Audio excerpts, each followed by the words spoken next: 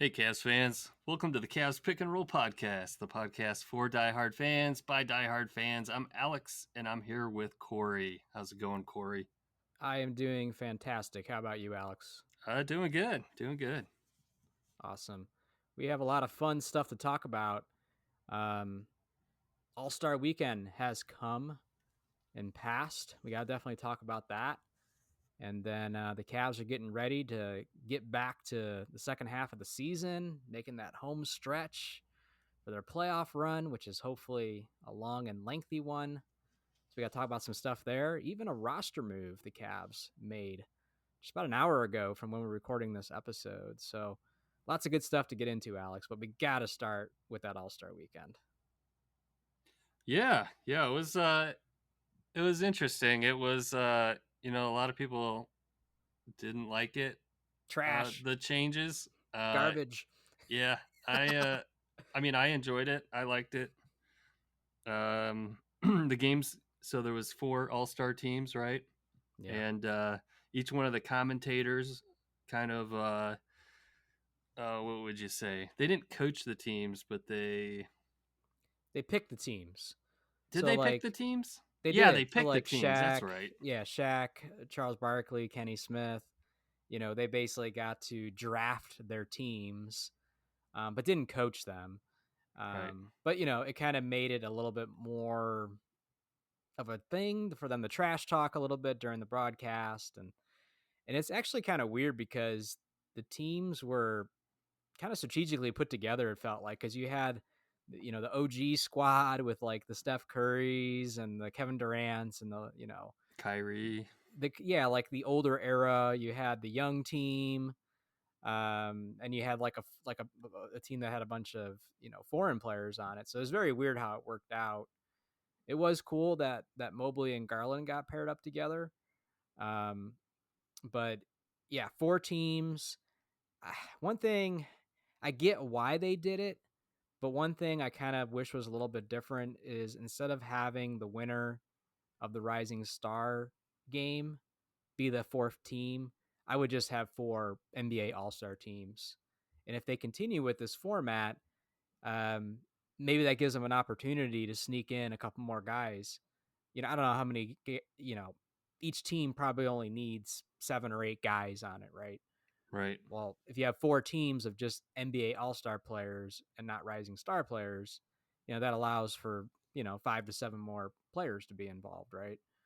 So that could potentially be a good change, I would think, because eh, nobody's screaming about Zach Edey, Right. in an All-Star game. I'm just that's kind of weird. I actually liked it a lot. I liked how they had like the OGs with all the old school guys, and then they had a couple yeah, like you said, international player team, and then kind of just another team, and then the Rising Star team. I mean, it was They gave them cool a run for their because money. They played yeah. hard. Oh yeah. Well, nobody wanted to lose to the Rooks, Uh, right? Can you imagine if that would have happened? For there was a couple minutes during that game where I'm like, wow, what if the Rising Star team were to knock off an NBA All Star team? Can you imagine the firestorm that would be on social media? After something like that happens. But Yeah, and the first to 40 points, it made the other teams play defense, right? Like you couldn't just run the score up with yeah, whatever the time limit was. You had to be the first to 40, so you had to stop the other team from scoring. So it right. actually made it a somewhat competitive game. There was a lot less goofiness. I don't know. I guess some people like a lot of the goofiness, and there was still a lot of showboating. There was still a lot of taking threes from half Oh yeah, court and alley yeah. oops and just all kinds of If if craziness. if players are hitting threes, you can get to 40 points, relatively quickly. And that's another thing. I get they had to have a target number and they wanted these games to be kind of, quick. And like you said, kind of it forces that competitiveness, which they did play harder, it did seem, than in years past. Um, but another maybe minor change I would like if they continue with this format is maybe adjusting that target score to be a little bit higher Yeah. because the game just it felt like it went by too quick. And in the sense of like rooting for your team's player that made it to the All-Star game to go watch them play 8 minutes in one of these games and then get knocked out and they're done. That's it. That's their first All-Star game. They're done for the weekend basically. Yeah, I Like that agree. kind of sucks. They Make it should have did. like 55, maybe Yeah, I was 60. gonna say like minimum 50 points, Yeah. maybe 60. Yeah. Um, you know, Mobley was in the game for a very little time. Yeah. Um, Garland did set him up once for a dunk and Mobley passed it. I don't know why Mobley was being so timid. He had the ball under the hoop twice, like back-to-back possessions, and passed it out to the perimeter. It's like, you don't need to He do that. This maybe isn't a real game. Just yeah, slam it, yeah. Mobley. Nobody's Right. gonna stop you. Maybe he was a little bit shy his first game. I mean, he's not that flashy player.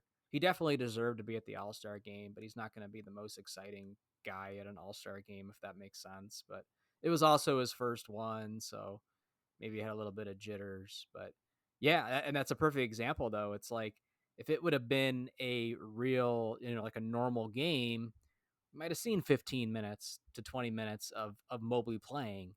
Instead, we got what we got, and that's it. You know what I mean? You got to wait again until next year. So that's one thing I didn't like. The target score, I wish was a little bit higher. I wasn't in love with the court either. It just reminded me of all the in tournament courts where it's just kind of glaring to look at, you know.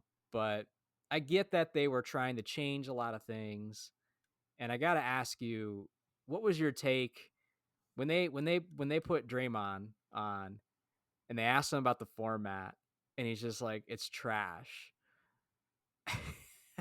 A lot of people were like, he ain't wrong, you know what I mean? But then Barkley came back and said, the reason why we have to do this format and try all these things is because your generation ruined the All-Star game. Yeah. Because you didn't play. You didn't play no defense and you scored 200 points or I whatever, can't stand Draymond Green, man. That dude. I know, I can't either, but when I saw that, I was like, Speaking holy of crap. trash, dirty player. Yeah. Don't care. Don't care what he has to say. Yeah. I thought that was funny though. But yeah, the All-Star format, we'll see if they stick with it or not. I mean, it is what it is. It was what it was. The other thing too is there was a lot of kind of downtime in between to where, like, again, and so I don't need Kevin Hart and Mr. Beast and like a concert. Mm-hmm. Again, play to 60 points instead and give me 2 hours, give me an hour and a half, or so of actual basketball. Not, I don't need a 3-4 hour long thing and an hour of basketball. Just I too thought the much. Mr. Beast thing was fun. Oh, The kid shooting to win it was that $100,000, wasn't it? that And he was had to make awesome. a half court shot before Dame hit 3 of them. I, Like I'll, that was I'll fun. That admit, was entertaining. when Mr. Beast came out, I was like cringing and I actually like turned it off for a minute. I'm like, I can't watch it. You know what I mean? And then I flipped it back on and I saw the kid win, and then he goes crazy. The players are going crazy. Like, that's cool. That's fine. But it's just like it's too gimmicky. It's like WWE style. Like like I thought it was it's just too fun. much gimmick. Too much gimmick. But it's Dame had cool that hit the kid Dame won. had hit 2 out of the 3 and the kid was still clunking them off the backboard on the right Yep. side like every shot, and it's like, dude, just line it up, take your time. Yep. Man, and then Steph is like tapping his wrist and pointing at Dame Lillard. It's like Dame time, sink that third Yeah. one. But then the kid hit it and won it, Yeah. and he Yeah. That climbed in was his crazy. That was a good moment. That his was a good big moment. cart of cash. He climbed right into it. Right. Right. So that was the game. That was Sunday, the game. Um what about Saturday? We had the 3-point contest, we had the dunk contest, we had the skills challenge. Yeah, the 3-point contest. Let's talk about that for a minute because Garland was in it, which was He the was. the Cavalier that you were hoping was going to be in it for a Yeah. while. Yeah. He did really well in the first round. I think he scored 24 points. Yep. Yeah, I thought he was going to go far. I thought he had a really good chance. But Did better than Mitchell yeah, last year. he did a lot better than Mitchell. But he Yeah. struggled in the second round. He didn't even match his score of 24 that he had gotten in the first round. Yeah. Yeah. I'm trying to Yeah, remember who won it. it was Hero Tyler Hero from the Heat. Buddy, it was Buddy Hield and Hero, Oh, and then you're right. Yeah, Garland I was finished thinking third Buddy. actually. Yeah, yeah, you're right. It was Tyler Hero. Sam Merrill would have killed them all. Like I'm being serious. Like I'm glad Garland went. It was cool when Mitchell went last year, but it's like you need that 3-point specialist to represent you. And I don't know if the Cavs will get I'm another surprised shot or not. Curry didn't do it. Yeah, They always hype him up as he's best 3-point shooter in NBA history, yet he wasn't in the 3-point contest. yeah. Well, it is what it Whatever. is. He won MVP of the All-Star game, which isn't really that surprising based on where it was at. But No. yeah, 3-point contest was fine, I thought. Let's go to the skills challenge before we go to the dunk contest. This was pretty cool because Donovan Mitchell and Mobley were in it, and they won it. They won the whole darn thing, which is pretty Yeah, cool to see. I thought it was cool. Yeah. Going back to Draymond, it was pretty funny watching him not being I able to can't make a believe pass. Draymond was really even in I, it. I don't know how they determined that. That was a bad pick by whoever decides that. But do you like the skills challenge? What do you think about that? Nah, I don't know. I think they need to change it up. It's too Yeah, short, too quick. yeah, It's a bounce pass, a chest pass, a layup, and shoot a couple a jump few three shots. pointers that doesn't matter if you make or not really. Yeah, So yeah, yeah, that's the thing they need to make it a little more, I don't know, like Wipeout or something, you know. that. That would be fun. Let's WWE this skills Yeah, like challenge. almost. I don't know what you would do, but you can almost have two opposing players going at the same time, like with their dribbling or their passing and their shooting. So like they're actually going up against somebody. You're going up against the clock, and the name of the game is basically finish the quickest. But I'd like to see, like, I think it'd make it a little bit more intense if it was Mitchell going up against Curry, side by side or Hmm. whatever. And also, the second round of the Cavs, they made like two shots or something like that. And I would like to see like making baskets also have an impact as well, because I get that you're trying to finish as quick as possible, Well, but if you they miss all do your if you shots, make them. If you make the shot, you don't have to shoot anymore. okay. So there's three Well, balls, and you got to that's why shoot they yeah, all yeah, yeah. three of them. But if you make the first one, then you don't got to shoot the second two. You can move on to the next rack. Oh, they missed a whole bunch that second round. But yeah, it's something that it's like, all right, it's been around for a little while, but yeah, maybe it needs a change as well. What about what the Spurs try to do, Alex? Oh, that was garbage. I'm glad they got disqualified. And seeing Chris Yeah. Paul like get disqualified was great because he was like arguing it and looking annoyed and pissed off the whole time. And it's like you have no one to blame but yourself. You tried to, skirt the rules. You didn't, it was What's poor crazy though sportsmanship. is there was reports that came out that they cleared it with the NBA prior, that they would be allowed to do that. So Why? kind of That conflicting, I guess, because if that really did happen and then they told me you're disqualified, that'd be kind of I mean, that's messed not. up. There's no skill to that. No, there's not. Nobody wants to It see you win doesn't make that way. sense to allow them to do that. No, And it and for doesn't. anyone listening that didn't watch it and don't know what we're talking about, when Chris Paul and Wemby were on a team and they got to the shooting portion of the skills challenge, instead of shooting the balls, they just slapped them, Yeah. tossed them off the rack. It I think it's like two. Is there two shooting stations or three shooting stations? But they did it There's for every ball, yeah, yeah. and then And just sprinted past it. right, and So then made their layup at the end or yeah, dunk, whatever, and then they didn't were didn't they even were try to done. make a shot. No, no. So yeah, I'm glad the NBA did the right thing. Even if they told them, yeah, you're not breaking the rules, they, you know, good on them to make the right decision, because nobody wants to see somebody win that way. That'd be very lame. So pretty cool though that Mitchell and Mobley won that. Got to bring home some hardware. Um, and then finally we had the slam dunk competition Saturday night. The dunk contest. Yes. You used to be years ago it was the highlight, right? Yeah, it's and what you now were always looking forward to. yeah, I don't know. It needs changed, I think. It's tough because you don't see the you don't see the star players Yeah, that's competing the it. thing. None of the big names do it. So Right. what's the attraction really? Yeah, exactly. So that's been the biggest complaint for years now. Um, but at the same time, Mac McClung That going for a three-peat, yeah, a lot of people are saying has somewhat saved the dunk contest in a way. it was incredible. His dunks were incredible. Like I couldn't Yeah. believe it. And when my wife asked me like what was the best dunk out of the dunk contest, and I described it to her, it was a guy spinning on a hoverboard, you know, and he jumped over him and dunked two Yeah. balls at once. She's like couldn't believe it. Like Right. Right. that's crazy wild. Like you got to It's see it to crazy. believe it. It's crazy because of how, he's not a very big guy. He's not even an NBA player. Like he's had little stints, with teams, but he's not, he's a G League player. I looked it So, up right after. He's played 5 games with the Orlando Magic. Yeah, yeah.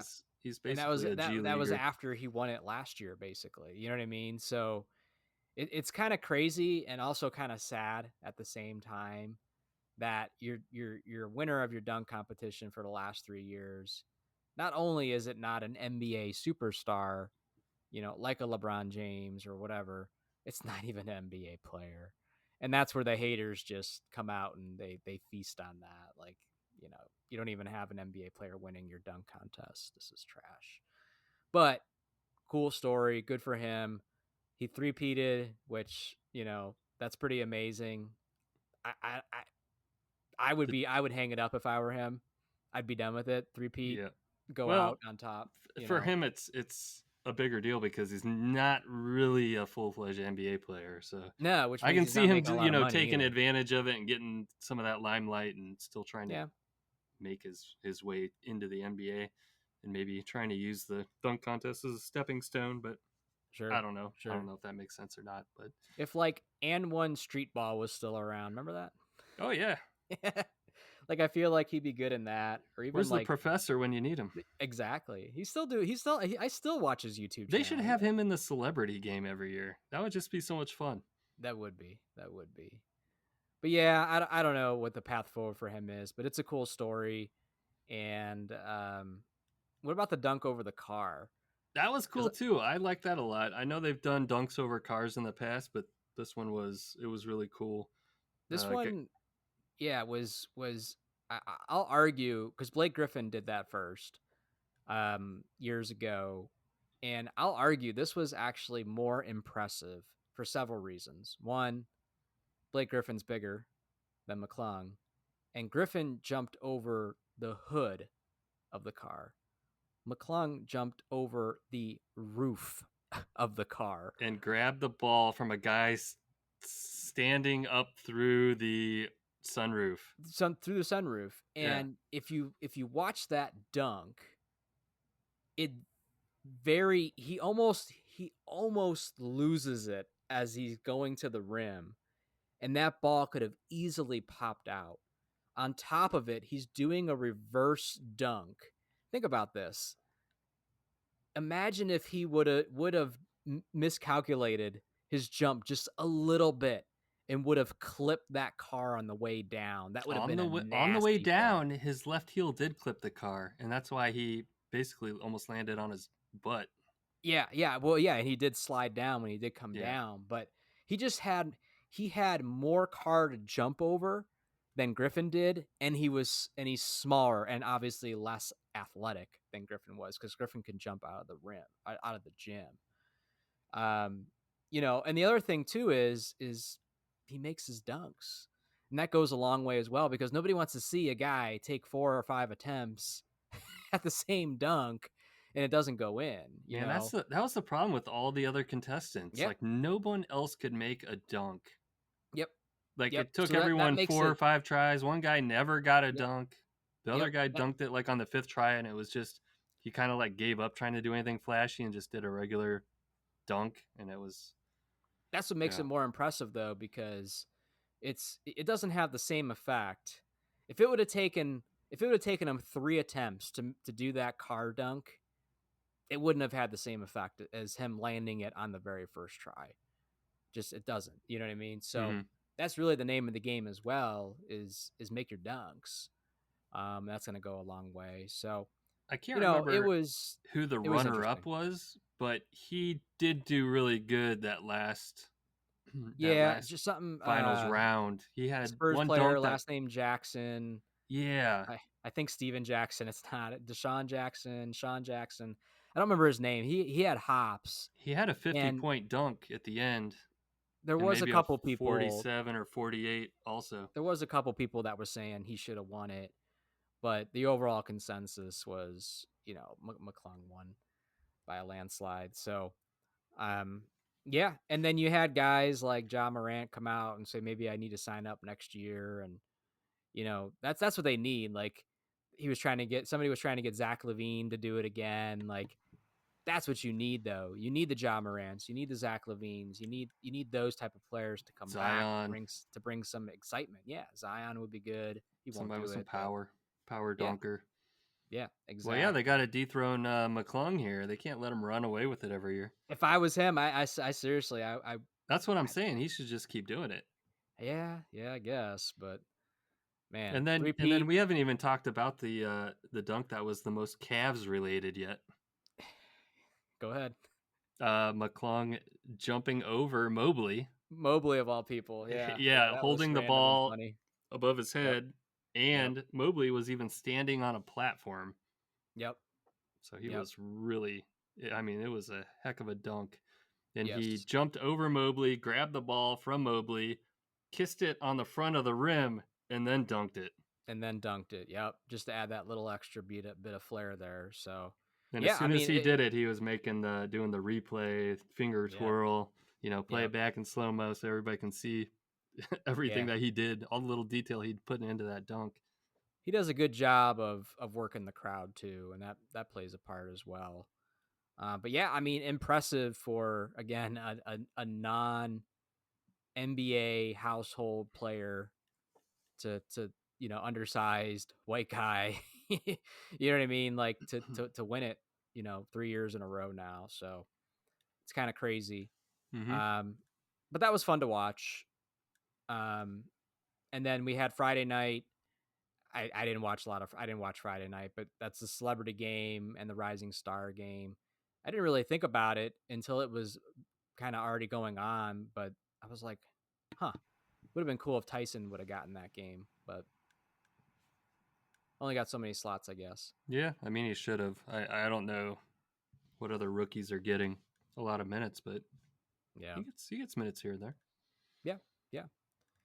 So, So what one of my favorite things though, Alex, about All-Star weekend is just it's a good time of the year for just bringing up past All-Star weekend highlight clips of dunk contests winner.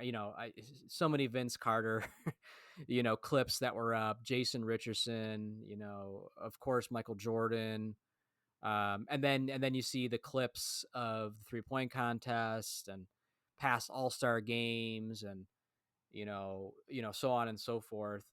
And it's just like you just kind of get I do at least I get lost just watching that stuff and just being like, oh yeah, the last time, when Cleveland had the All-Star game in 97, and the 50 greatest players, and Glenn Rice won the MVP, and Terrell Brandon's running around putting on a show, and it's just fun going back and watching those past All-Star weekends as well.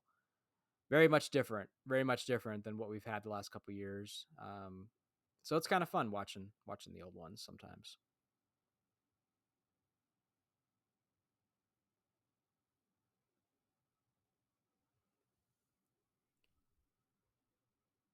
Lost your microphone. whoop, I guess There I you are. but I was saying, you know what? I like that they had last All Star game that they didn't have this All Star game was the 3-point contest between one NBA player and one WNBA player. Yeah. Had Steph Curry versus I can't remember her name. Aneska. Yeah, we were talking about that at work the other day, and I made the suggestion. I don't know how many years they did it, or if it was a one and done type of thing, but there was a year. It was either the late '90s or early 2000s where they had an NBA player, a WNBA player, and a legend from the team all together as a team. So it was, three. And I remember the Cavs, like when the Rockers were around, they had Wesley Person, someone from the Rockers, and I forget who the third person was. But that'd be kind of cool too to do something like that. Instead of having like NBA versus WNBA, pair them up together in the scenarios or in the cities where there's both an NBA and a WNBA team and have them go up against other, teams in that setup, or bring the legend in as well, mix things up as well. Do current players versus legends, or I don't know, something like that to mix it up a little bit would probably be cool to watch as well. That would be really cool. It'd be cool to see some of the legends come back, and Yeah. especially for if it's just like a shooting contest. Yeah. Like Even the Reggie Miller, legends, you could bring Reggie Miller back and do a you could shooting bring Reggie contest. Miller back. Mark Price would be awesome in that. Like you can even have just a legends 3-point contest. Like I'll gladly get rid of the skills challenge, to watch Reggie Miller and Mark Price out there. As long as they still got it right, you don't watch them Yeah, yeah, yeah. throw up like 20 bricks. Sure, sure, sure, sure, sure. Yeah. So, but yeah, All Star Weekend in the books. Some people are going to hate on it no matter what. They're going to continue to tweak. I did see, Alex, that there was already talks about doing a one-on-one tournament next year with a $1 million prize. They had me until the Wow. $1 million prize. You know why? Because these bastards already make millions of dollars. I hope it They goes should to be charity. honored. Yeah, well, that's what I was just gonna say. Yeah, if the winner, if that $1 million goes to a charity of their choice, well, then I'll change my tune.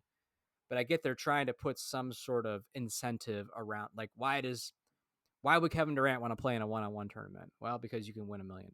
One on one. That's pretty I don't I know. don't I know. don't really see anybody signing up for that. Yeah, I don't know. Especially only for $1 million. Like what do you have to win?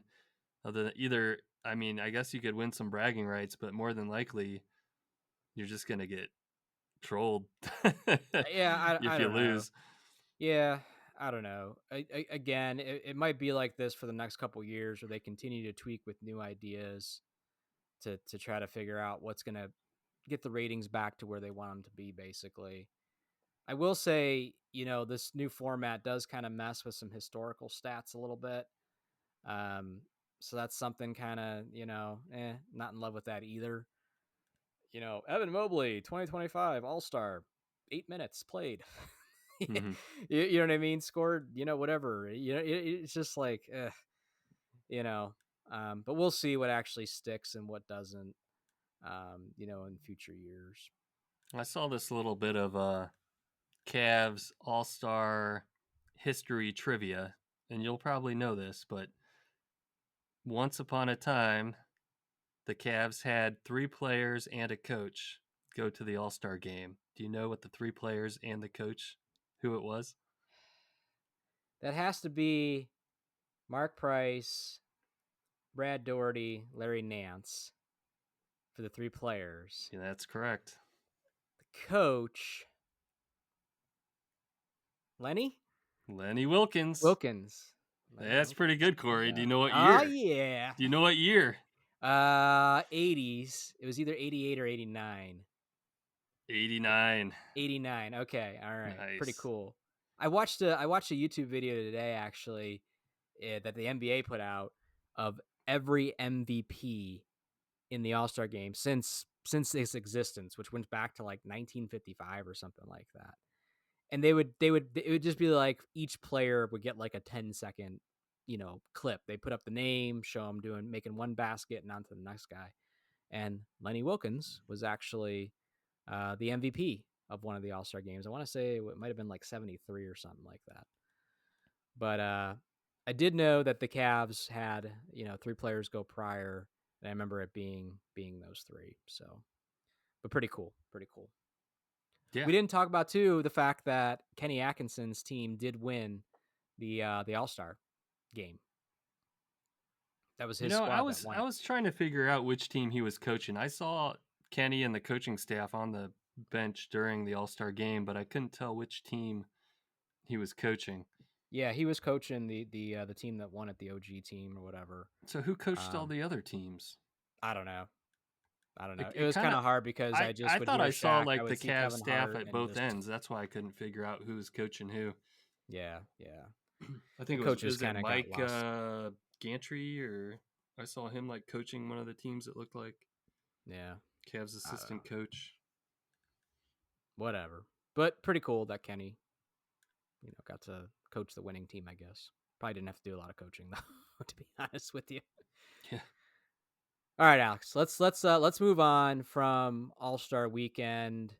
Um, let's talk some Cavs basketball. Yeah, right before All-Star weekend, we had a game against the Raptors. Kind of Was it a a game? Was it or was it a I was bloodbath? just going to say kind of a forgettable game besides the fact that our boy DeAndre Hunter played. Yes. Yes. Hunter dropped 18 points that game. Only the second game with the Cavs. He dropped 12 the game before. So it's a small, scope. But what do you think about Hunter so far? You liking what you're seeing?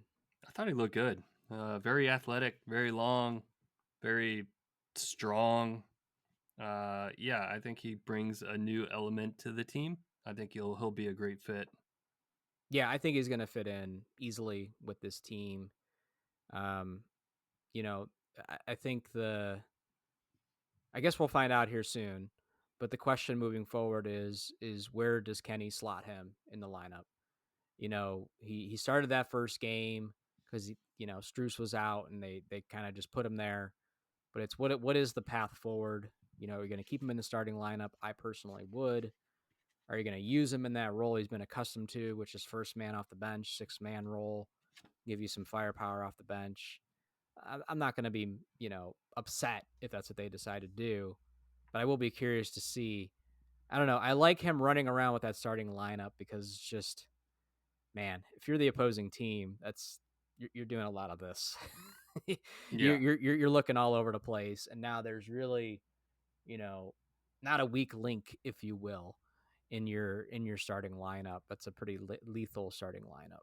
and the Cavs, they just torched Toronto right out of the Yeah, gate. By the end of yeah, the first quarter, it was 41-17.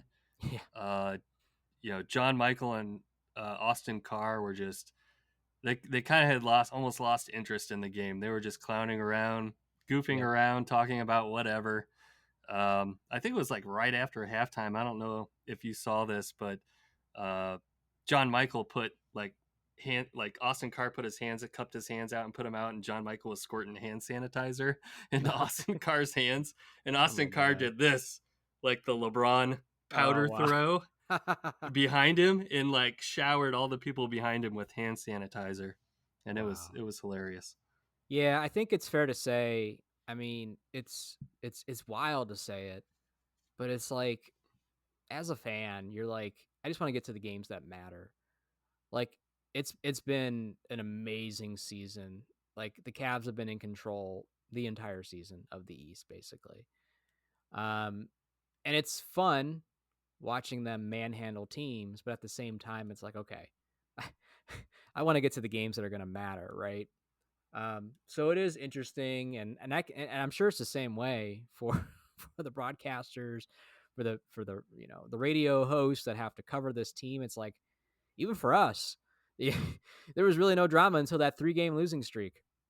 That's been the biggest drama this year with this Mm-hmm. team. There's been no major injuries. There's been no drama in the locker room. There's been no weeks long stints of bad basketball. Like you have nothing to complain about with this team. So it's also easy to lose a little bit of interest, which is weird to say. Um, but yeah, we just want to get to the point of the season where these games really matter. And Toronto's not a good team, although your boy Abaji did drop 15 that game. Alex, former Cavs legend, um, he dropped 15. I mean, Toronto's so bad he's getting 25 minutes out there, so good for him. He can develop his game and all that, but not surprising. What I'm most interested now, as the Cavs gear up for basketball Thursday night against the Brooklyn Nets, followed by the Knicks, is again just more of seeing Hunter, how he gets integrated into the lineup, and just making sure that the Cavs also don't lose interest and finish the season strong. Continue to put your foot on the throats of whoever you're going up against any night. Continue to show the league, continue to show the Celtics that you're the top dog, and go into the playoffs strong. Like you've been playing all year. That's what I want to see from this team. I hope so, because this is the time of the season last year where they kind of faltered a bit. They Yeah, didn't come out of the All Star break with any sense of urgency. It just kind of seemed like they were coasting. They yeah, started having injuries, and then right. yeah, I don't know. They just felt like they lost something that second half of the season last season. So I Yeah, they hope this definitely season can't duplicate they that. maintain what they've been doing. Yeah, exactly. And on top of it, they now have another new player added to the roster, which was just, this transaction just happened a little bit before we started recording on Wednesday night. The Cavs had 13 players on their roster after the trade, and the minimum you're allowed to have is 14. So they had a deadline of Thursday to sign somebody. So that's probably the result of this. But, the buyout market is still alive and well and still happening. And not a household name, by any, Means. not a household name or whatever, but the Cavs did add some more depth to their team as Javonte Green has been waived by the Pelicans and is signing with the Cleveland Cavaliers. What do we know about Javonte, Alex? What do we know about Javante, Corey? Jeff? He's 31 Is he years Jeff old. Green's brother? Is he Yeah, Jeff Green's son, Uncle Jeff. nephew? Plays small forward, shooting guard, 6'4". He's 31 years old. He's been in the NBA for what do we say, five 6 years. seasons, 6 seasons. Yeah, Um, yeah, I mean, I don't expect him to play a whole lot, honestly, but yeah, it's insurance policy. yeah. It's an insurance policy.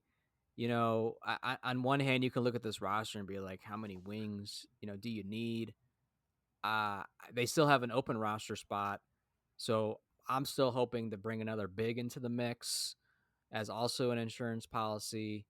Um, but Javonte Green, I just seeing people's reactions online from either who were fans of teams that he's played on prior, you know, a lot of positive feedback, like almost jealousy from other fans, like they're like astonished that like we were able to pick him up.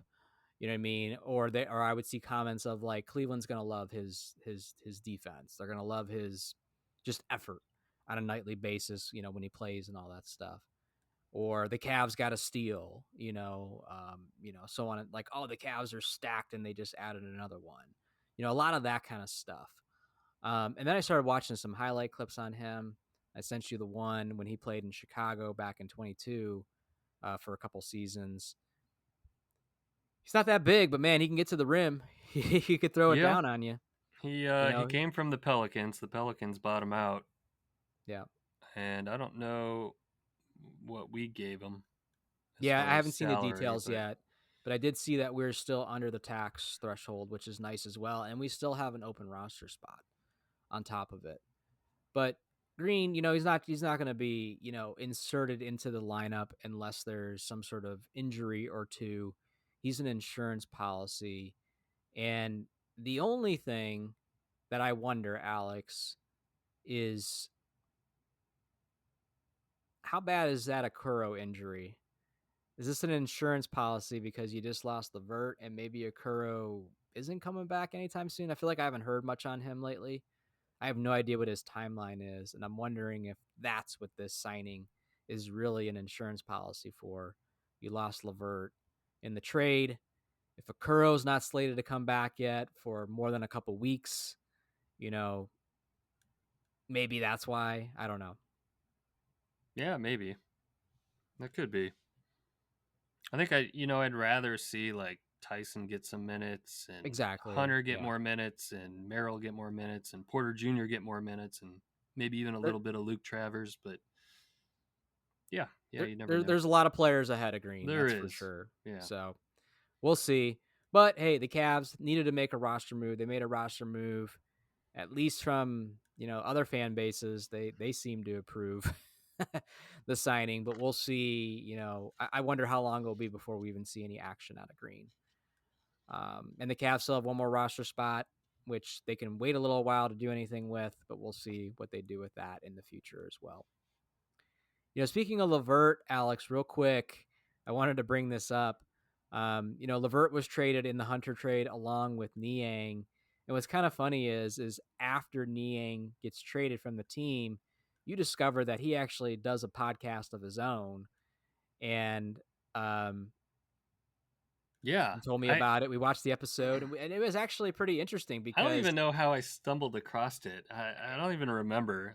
I was yeah, on YouTube and I just saw something about George probably a Niang and I recommended or something like that. yeah, it just came up and I started watching. I don't know. It was either episode 6 or episode 7, but it was just George Niang and he's with his buddy and they have a podcast together and Yep. the whole episode was about the trade, right? It Yeah. was George Niang talking about his experience, how he found out he was actually at the Cavs facility getting a massage by a massage therapist, and Yep. he got the call from the GM saying, "Thank you for everything you've done for the organization. We've decided to trade you." And the massage therapist that was giving him the massage heard, the phone call, and she started crying while giving him the Yeah. massage. Talk about a Yeah. sad, sad massage, but Yeah. Yeah. lots of yeah, it's really entertaining. Highly recommend you check it out. Yeah, that episode would be a good listen because you typically don't get to hear very often the thoughts from an NBA player after they were traded. And he even called out in that episode, he's telling you what he went through, and he's like, "Can you imagine what Luca was feeling or went through, like someone of that magnitude?" Like I think George, I think he was realistic enough. Like, yeah, I don't think it's gonna happen. Our team's doing real good, but he probably realizes that, he's not on Luca's level. He's not untouchable, if you will. So it was kind of interesting listening to him talk about all the emotions, how things kind of played out when him and Karras got to Atlanta, and then he's like, yeah, it like messed up my whole life. Yeah. Can you imagine what it just did for Luca and what his mind's going through? Yeah, So and he went through like I, a lot of detail of things I guess you don't really think about. you don't think Like about, the yeah. team sent somebody to pack up all his belongings and Yep. take and move him to the Atlanta for him, and the Right. car that came and picked up him and Levert, and they sat in the car together for the a car ride from the airport, and they were both like silent the whole time, looking Yeah. out the window, and yeah. There's just a lot of it was funny. It's really funny. It was a good watch. Like I probably wouldn't go back and rewatch all those episodes. That one was the most interesting. So I recommend that one. And then it was pre-recorded, but episode 7 just dropped for them. I think today actually, or it was yesterday, sometime this week. And they had Ty Jerome on as a guest, obviously before the trade, but it'd be kind of cool. I'll probably go watch that episode just to hear what Ty has to say. And I just watched it. It was it was good? good. Yeah, It was it's really good. funny. You could tell that there's a lot of bickering and back and forth between Ty Jerome and George. You could tell they And got that was along before the real well. trade, right? Like they were still teammates. Did you get that sense? I could I didn't I think so.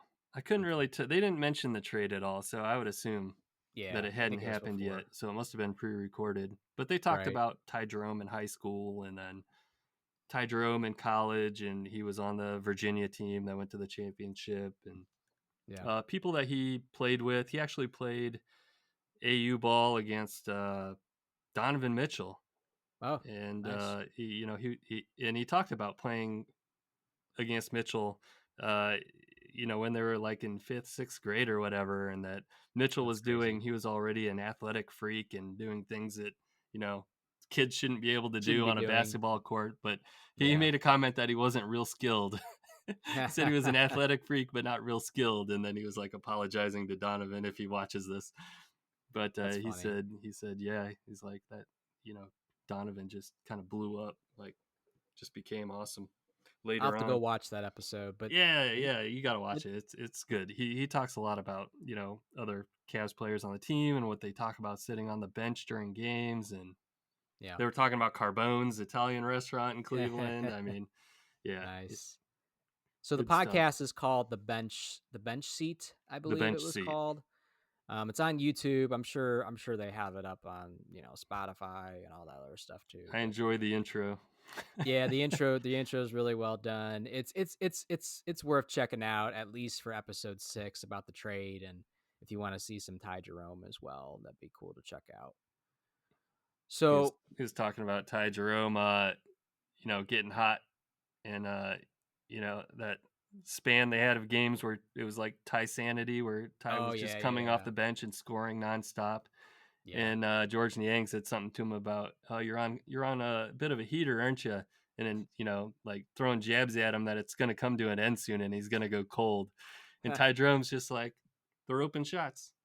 They're open shots. Ty Jerome is I'm not so going to easy to miss. root They're open for. shots." He's so easy to root for. He's been Yeah, he's been my favorite, one of my favorite players to watch this year. He just makes such a difference out there. Um, Man, I really hope the Cavs can find a way to keep him past this season. It's going to be tough. But man, what a great addition. He has been, and we clowned so much last year about like Ty Jerome on a milk carton missing, you know. yeah. But I'm so glad the Cavs stuck with him because it's paid dividends this He year. talks a little bit about that, about trying to get minutes and then nagging Hmm. injuries, and Yeah, I mean they go into everything. I mean yeah, it's only like a 30-minute episode, but they cover a lot of ground. awesome, awesome. So the other thing, Alex, and we touched base on this on the last episode, but a little bit more has happened. Um, not only will there be an NBA team in Cleveland, but sounds like Cleveland Rockers thing is happening, and they're going to be picked as the next expansion team in the WNBA, and they're sticking with the Cleveland Rockers name. They won't be back for a couple years yet, 2028, which feels kind of far out, to be honest with you. Um, Farther than I would.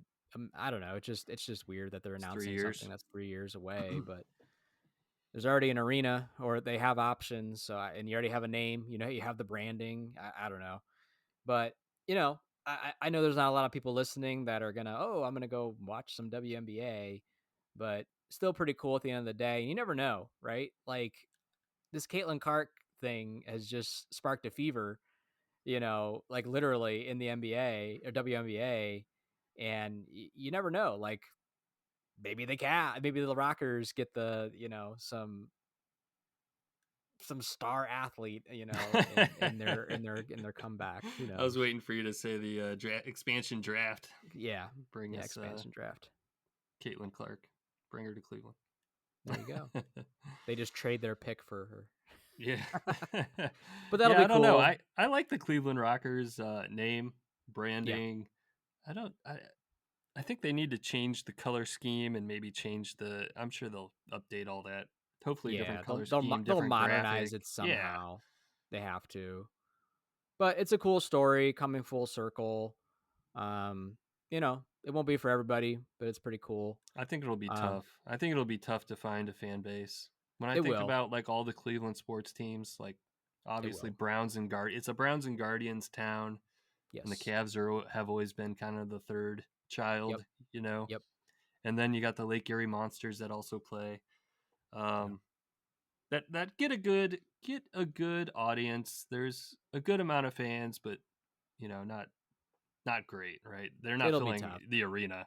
They Yeah. No. barely No. No. they barely fill the bottom bowl, maybe 50%, Yeah. 75%. So it'll be interesting to see how the Rockers do in Cleveland, if there's enough room for another professional sports team. Yeah.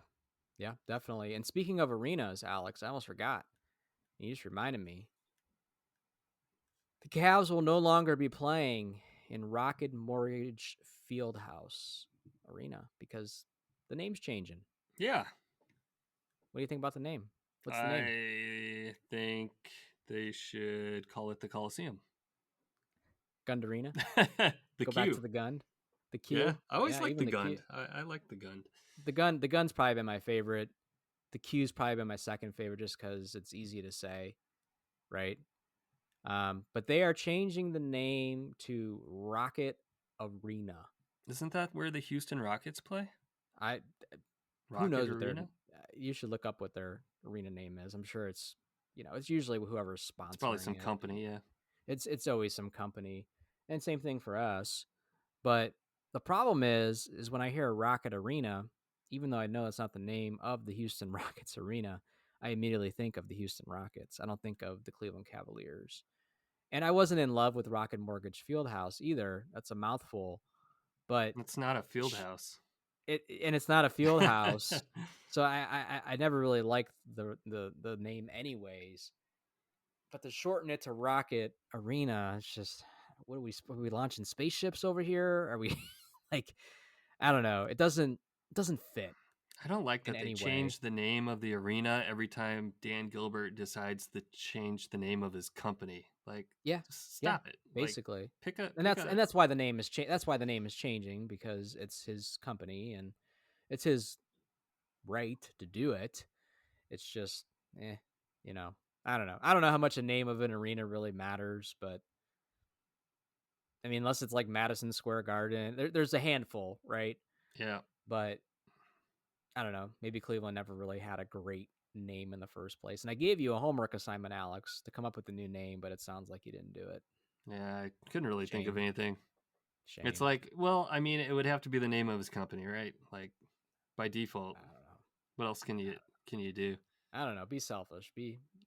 Dream big, Alex. Dream big. I did. I said the Coliseum. Yeah. Yeah. Bring back the Coliseum. Bring back the I always thought that Coliseum. was a cool name, That is a cool name. and you know, the art for it was always cool that they had. Yeah. A little before our time, but yeah, that was Yeah, a cool name. I never went there. Were you ever at the Coliseum? I was not. I was not. I just know from other people talking that it was like out in a field outside of Cleveland somewhere. Yep. Kind of like where the Browns are moving to. Outside of Cleveland in some suburbs somewhere, right? Brook Park, right?